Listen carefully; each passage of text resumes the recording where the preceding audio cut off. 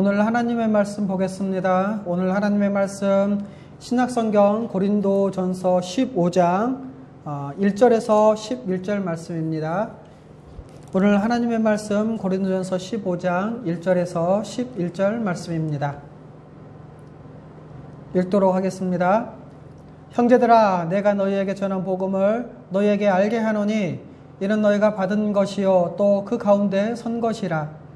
너희가 만일 내가 전한 그 말을 굳게 지키고 헛되이 믿지 아니하였으면 그로 말미암아 구원을 받으리라.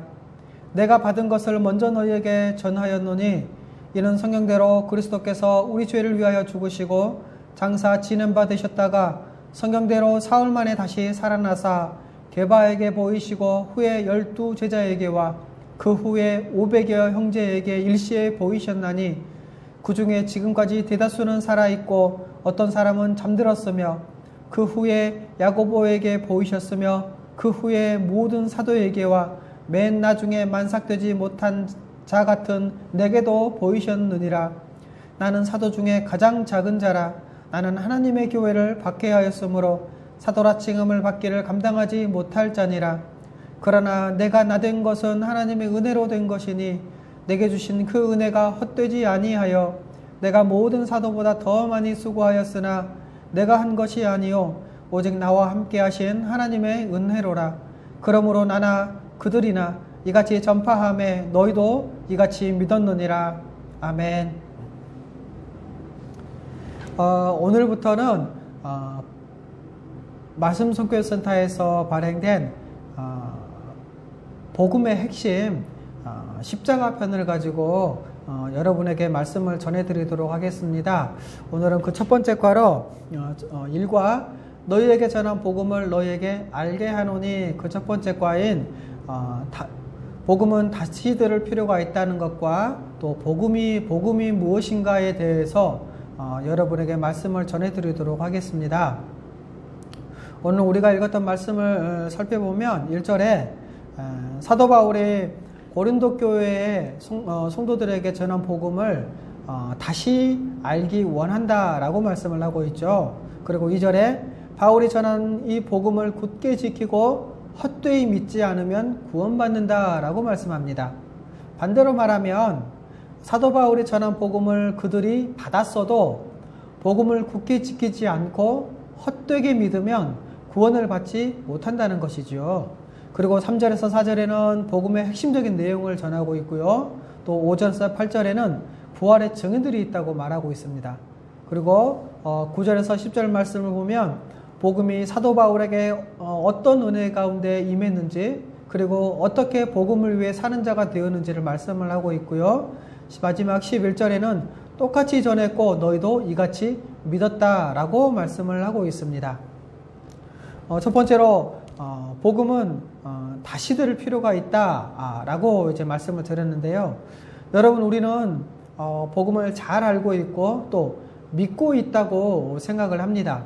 그리고 복음은 단순하고 또 그 단순한 몇 가지 사실에 동의만 하면 구원을 받는다고 이렇게 쉽게 생각을 합니다.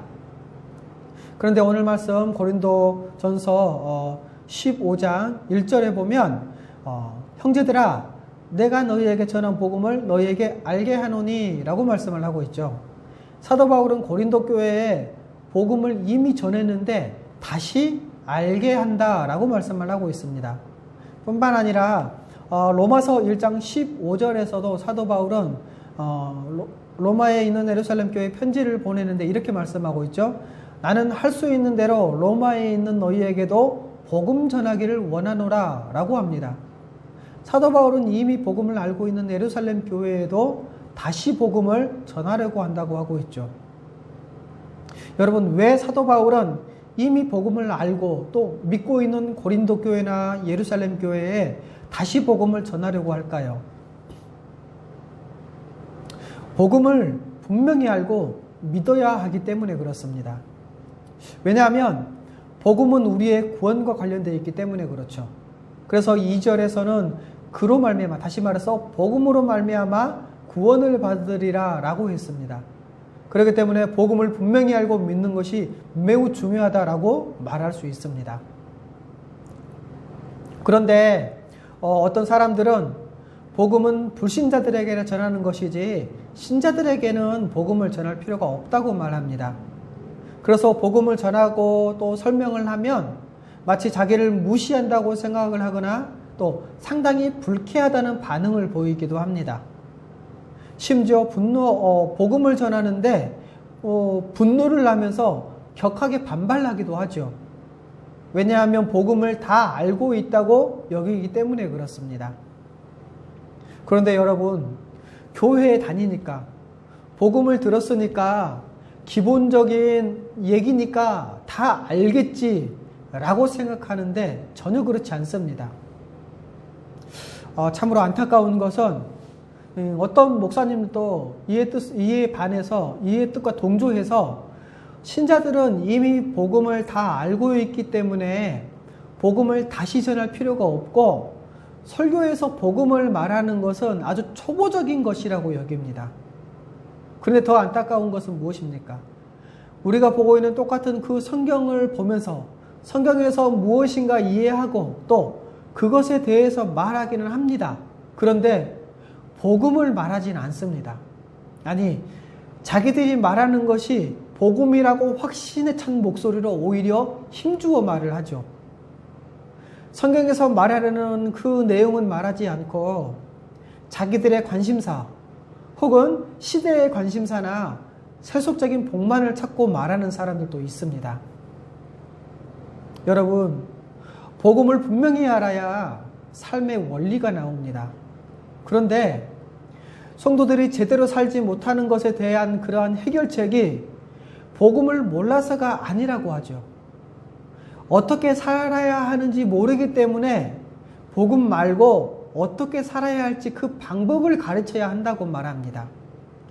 그래서 결국 설교에는 이렇게 하면 복 받을 것이다. 이렇게 해야 하나님이 받으시고 하나님이 기뻐하신다 라는 어떤 행위를 요구하거나 또 아브라함이 이렇게 했기 때문에 복을 받았다. 요셉이 이래서 성공했다라는 식의 설교를 하게 됩니다. 그러나 정말 그럴까요? 복음을 아는 줄 알았는데 알지 못하고 믿는 줄 알았는데 믿지 않고 있을 가능성은 없을까요? 오직 복음을 믿음으로만 구원에 이르는데 복음을 굳게 지키고 헛되이 믿지 않아야만 구원에 이르는데 만일 복음을 굳게 지키지 않고 헛되이 믿고 있다면 복음을 아는 줄 알았는데 알지 못하고 믿는 줄 알았는데 믿지 않는다면 이런 가능성이 있다면 정말 큰일이 아닐 수 없습니다. 여러분, 구원은 모든 사람에게 가장 중요하고도 긴급한 문제입니다. 다른 모든 문제를 제쳐두고 가장 먼저 관심을 가져야 할 문제이죠. 그렇기 때문에 적당히 넘어갈 수도 없고 모호하게 둔 채로 그냥 살 수도 없습니다. 왜냐하면 우리의 생명과 관련된 아주 중요한 문제이기 때문에 그렇습니다. 그래서 여러분, 복음은 다시 들어야 합니다. 이토록 중요한 복음을 다시 듣고 또 자세히 말하고 전해야 한다고 하면 또 어떤 사람들은 복음은 복잡하게 전하는 것이 아니라고 복음을 다시 듣게 하고 자세히 말하는 것에 대해서 반발하기도 합니다. 그리고 예수 믿으면 구원받는다. 예수님께서 십자가에 죽으셨다. 이렇게 짧게 간단하게 단순하게 전해야 한다고 말합니다.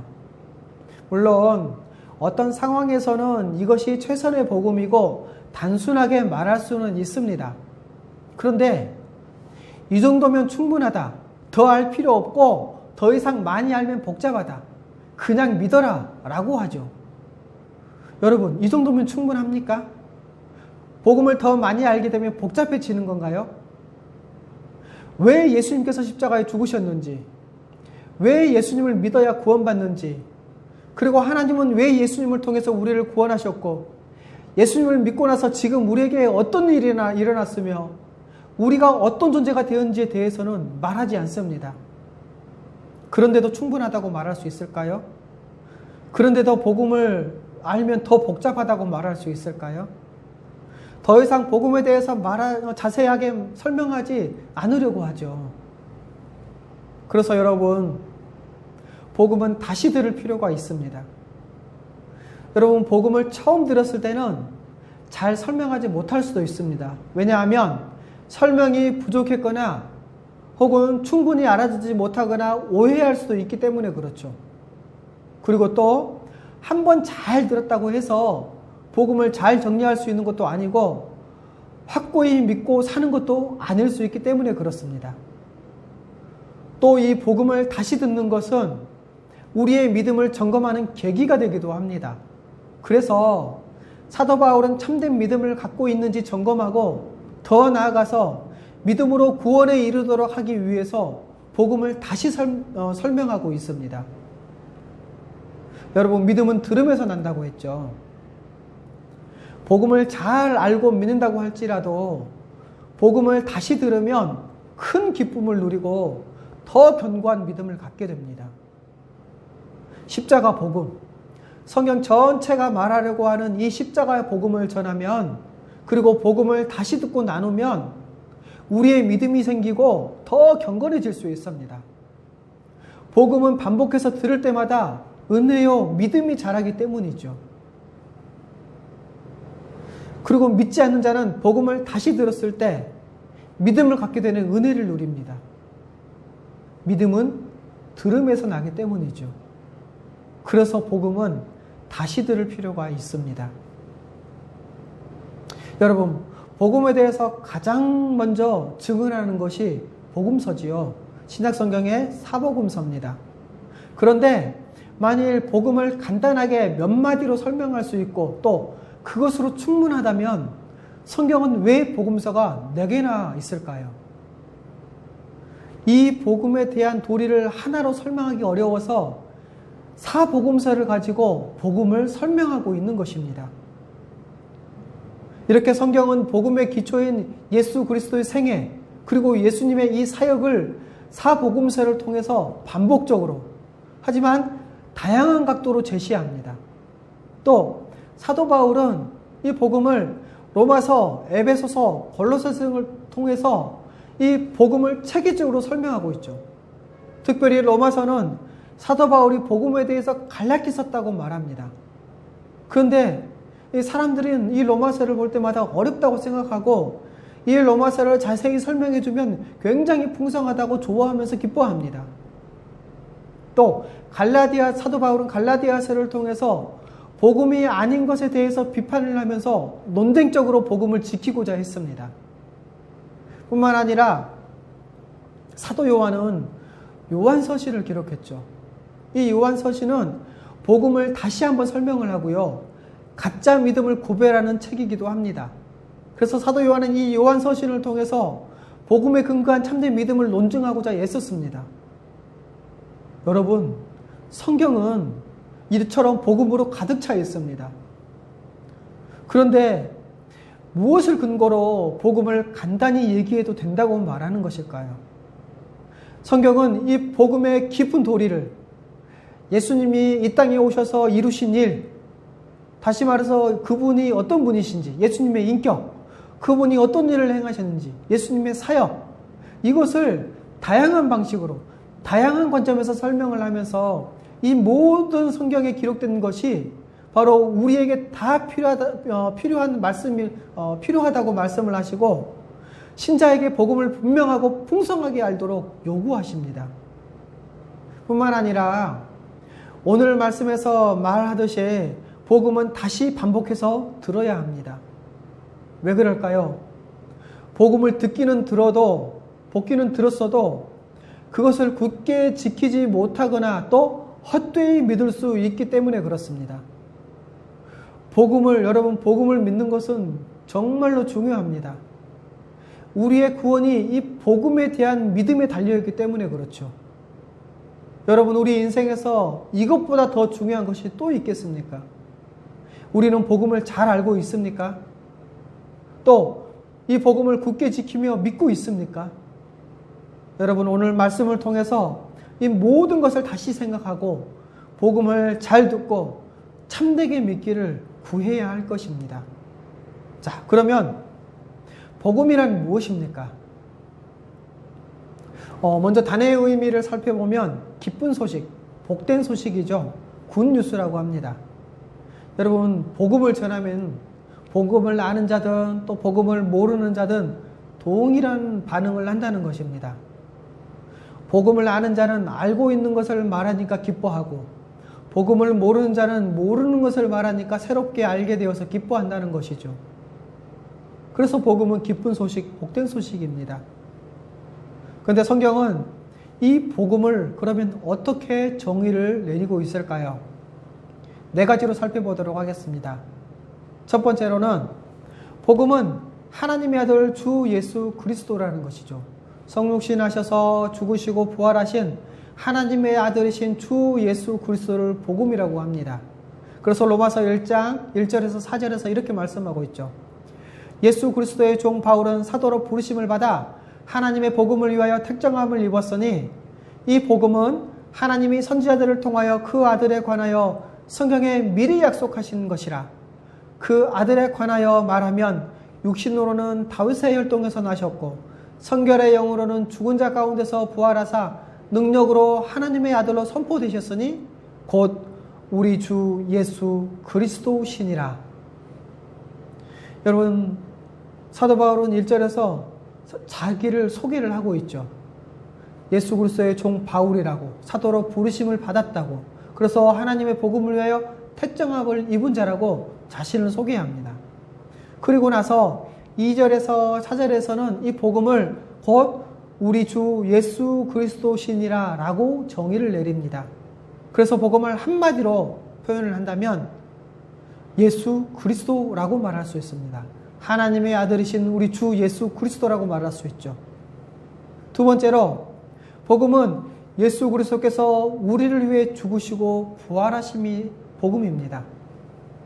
앞에 우리가 읽었던 로마서 1장 2절에서 4절에서는 예수 그리스도를 말하려고 할 때 그 이전에 충분한 설명을 하고 있습니다. 첫 번째로 2절에 보면 구약에서 미리 약속하셨다라고 말씀하고 있죠. 두 번째로 3절에 보면 육신으로는 다윗의 혈통에서 나셨다고 합니다. 그리고 세 번째 4절에서는 성결의 영으로는 죽은 자들 가운데서 부활하사 능력으로 하나님의 아들로 선포되신 분이라고 예수 그리스도를 소개합니다. 예수 그리스도를 약속에 따라 육신으로 태어났고 또 죽으시고 부활하심으로 하나님의 아들이심을 높이 드러내신 분이라고 설명을 하고 있죠. 그래서 여러분, 복음은 예수님이 우리의 주시요 그리스도란 소식입니다. 예수님이 왜 우리의 주이시며 그리스도이십니까? 예수님은 다윗의 혈통으로 나셨기에 그리스도, 기름 부음 받은 자인 그리스도, 메시아이십니다. 또 예수님은 죽은 자 가운데서 부활하여 능력으로 하나님의 아들로 선포되셨으니 우리의 주가 되십니다.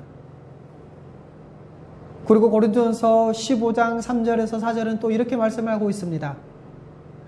내가 받은 것을 먼저 너희에게 전하였노니 이는 성경대로 그리스도께서 우리 죄를 위하여 죽으시고 장사 지낸 바 되셨다가 성경대로 사흘 만에 다시 살아나사. 여기서 장사 지낸 바라는 표현이 자주 표현되고 있는데요. 우리가 뭐 사도신경을 고백하듯 또 성경의 여러 곳에 장사 지낸 바 되었다는 걸 자주 표현을 합니다. 그것은 예수님이 기절하신 것이 아니라 완전히 죽으셨고 장사된 채로 3일간 무덤에 있었다는 것을 말하는 것입니다. 그리고 성경대로 사흘 만에 다시 부활하셨죠. 그래서 로마서 1장 4절 그리고 고린도전서 15장 3절에서 4절 말씀을 종합해 보면 바로 이 복음은 예수 그리스도의 십자가의 죽음과 부활에 대한 소식이라고 할 수 있죠. 조금 더 자세히 설명한다면 성경대로 예수 그리스도께서 우리 죄를 위하여 죽으시고 장사 지낸 바 되셨다가 성경대로 사흘 만에 다시 살아나셨다는 것입니다.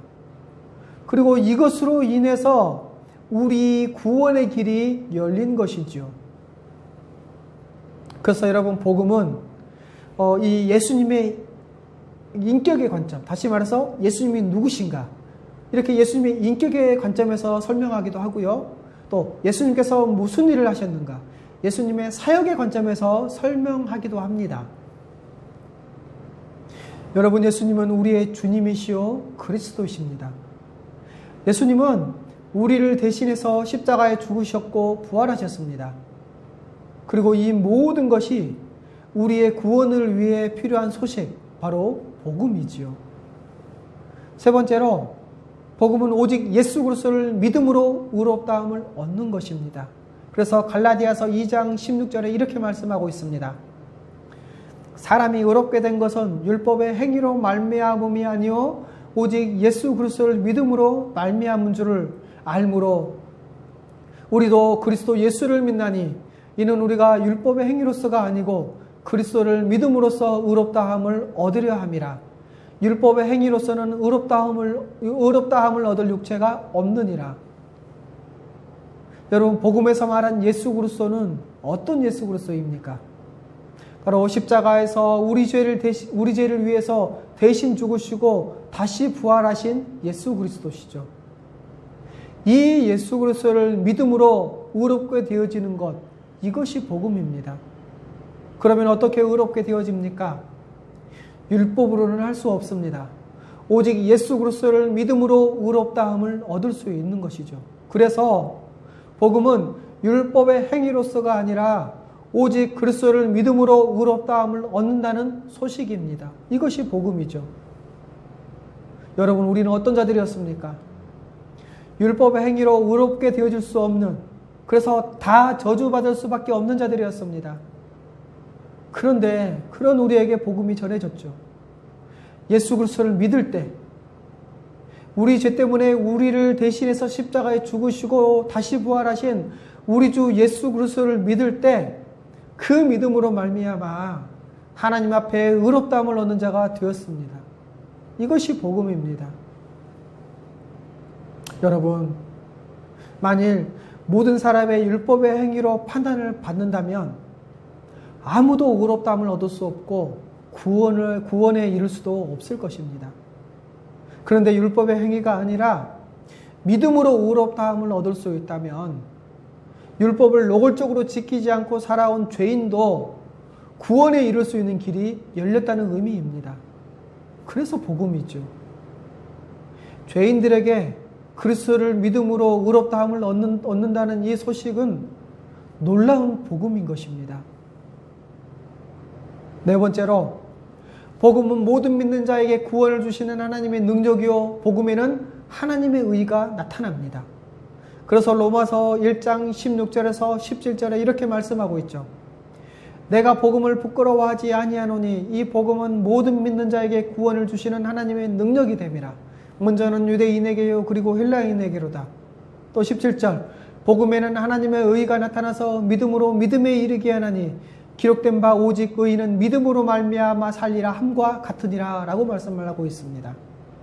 여러분, 사도 바울은 복음을 부끄러워하지 않는다고 했습니다. 왜냐하면 이 복음에는 모든 믿는 자에게 구원을 주시는 하나님의 능력이 됨이라 라고 하고 있죠. 여러분, 복음은 모든 믿는 자에게 구원을 주시는 하나님의 능력입니다.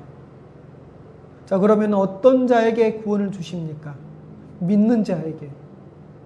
복음은 모든 믿는 자에게 구원을 주실 만한 능력이라는 것이지요. 그러면 복음은 왜 모든 믿는 자에게 구원을 주십니까? 왜냐하면 이 복음에는 하나님의 의가 나타나기 때문에 그렇습니다. 어떻게 복음이 모든 믿는 자에게 구원을 주시는 하나님의 능력이 되느냐? 바로 이 복음에는 하나님의 의가 나타나기 때문에 그렇습니다. 그리고 믿음으로 하나님의 의를 얻을 수 있기 때문이죠. 그래서 하나님의 의를 믿는 자의 것으로 간주해 주셔서 의롭다고 선언하시는 하나님의 능력이 바로 복음입니다. 이것을 가지면 하나님 앞에서 의롭다함을 얻게 됩니다. 여러분, 우리의 구원의 문제는 우리가 죄인이냐 의인이냐에 달려 있습니다. 그래서 사도 바울은 로마서에서 이 구원을 의의 문제와 함께 다루고 있습니다. 여러분, 죄가 하나님께 범죄한 것이라면 의인은 율법을 완전하게 지켜서 하나님의 의를 가진 자로 인정받는 것이죠. 그것이 의입니다. 그런데 만일 이 의의 문제를 다루지 않는다면 어떤 문제가 생길까요? 바로 죄의 문제를 다루지 않게 됩니다. 이렇게 죄의 문제를 다루지 않으면 당연히 죄의 해결에 대해서도 다루지 않게 되죠. 반대로 말하면 의의 문제를 다루면 당연히 죄의 문제를 다루게 되고요. 이 죄의 문제를 다루면 죄 해결에 대한 의를 다루게 된다는 것입니다. 여러분, 이렇게 의의 관점으로 죄를 설명하지 않으면 죄에 대해서도 다루지 않게 되기 때문에 복음을 말한다고 할지라도 그 복음을 충분히 그리고 분명히 설명할 수 없게 됩니다. 그래서 구원을 말할 때는 항상 의의 관점에서 설명을 해야 합니다. 그래서 고린도전서 2장 1절에서 2절은 이렇게 말씀하고 있습니다. 형제들아, 내가 너희에게 나아가 하나님의 증거를 전할 때 말과 지혜의 아름다운 것으로 아니하였나니 내가 너희 중에서 예수 그리스도와 그 십자가에 못 박히신 것 외에는 아무것도 알지 아니하기로 작정하였음이라. 여러분, 사도 바울은 자기가 하나님의 증거, 다시 말해서 이 복음을 전할 때 의도적으로, 의지적으로 아무것도 알지 아니하고 오직 한 가지만 알고 전하기로 작정했다고 말을 합니다. 그것이 무엇입니까? 바로 예수 그리스도와 그 십자가에 못 박히신 것. 그래서 여러분, 복음은 우리 주 예수 그리스도와 그분이 행하신 이 구원사역, 십자가의 죽음과 부활입니다. 어떤 굉장한 선행이 아니라는 것이죠. 오직 믿을 때 하나님께서 그 죄를 사하시고 하나님의 의를 선물로 주셔서 생명을 주시는 것이기에 복음입니다. 그런데 여러분, 대부분의 교인들은 복음을 분명하게 정의하지 못합니다. 교회에서 이것저것 들었지만 명확하게 정리해서 알고 있는 사람은 드물다는 것이죠. 그래서 복음을 설명을 하지 못하는 경우가 많습니다. 특히 복음에 대한 이 내용 중에서 하나님의 의에 대한 말은 처음 듣는다라는 사람도 정말 많습니다. 믿어서 구원받는다는 이런 식의 표현은 들었지, 믿음으로 말미암아 의롭다함을 얻는다는 표현은 생소하다고 말을 하죠.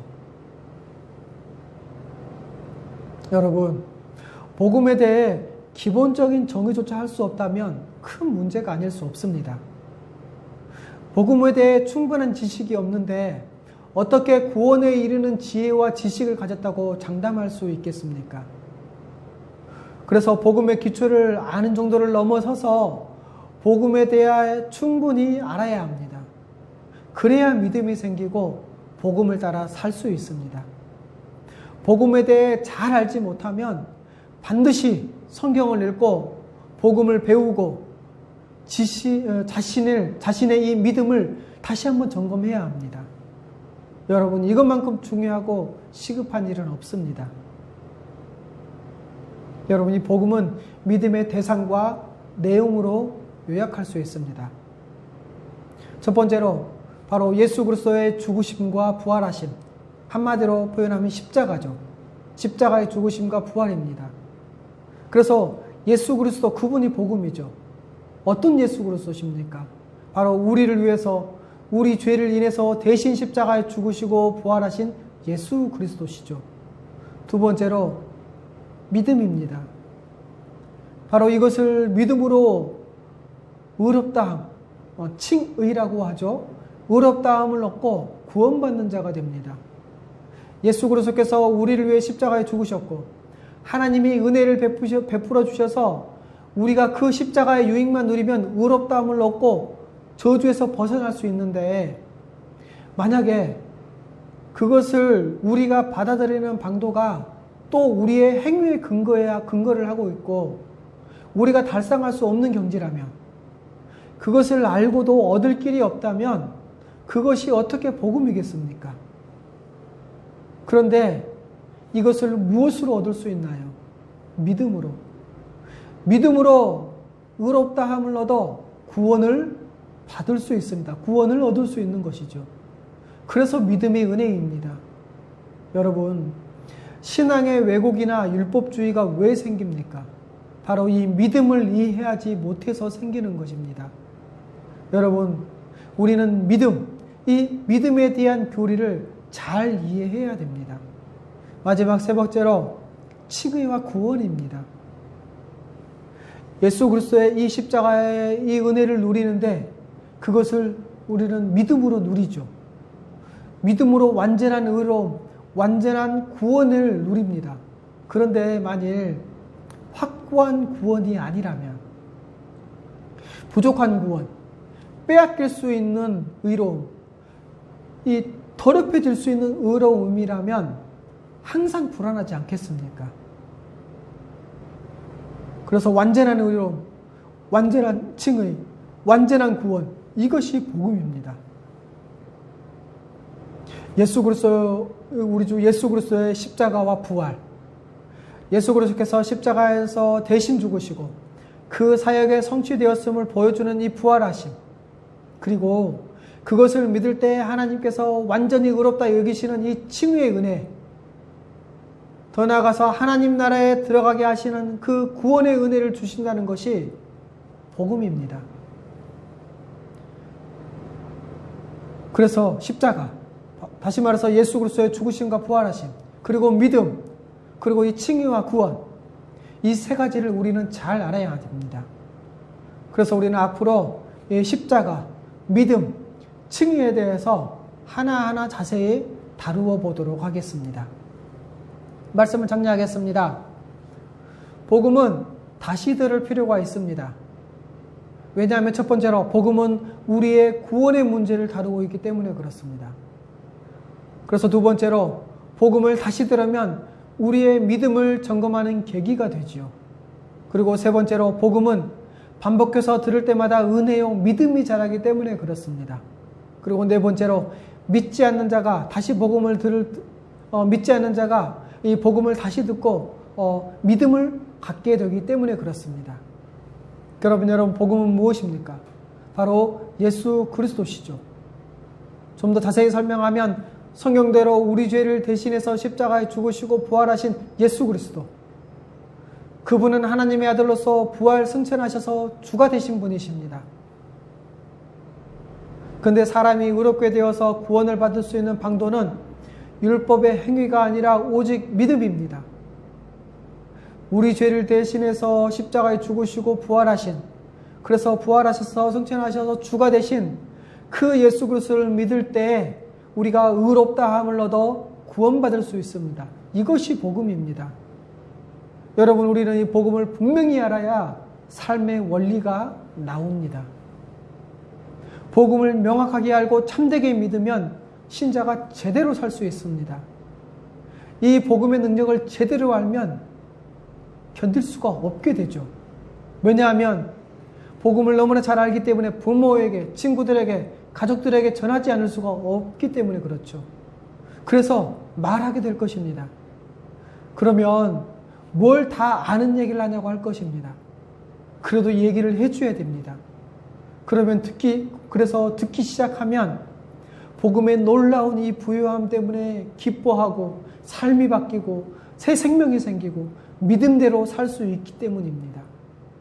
여러분, 복음은 다시 들을 필요가 있습니다. 함께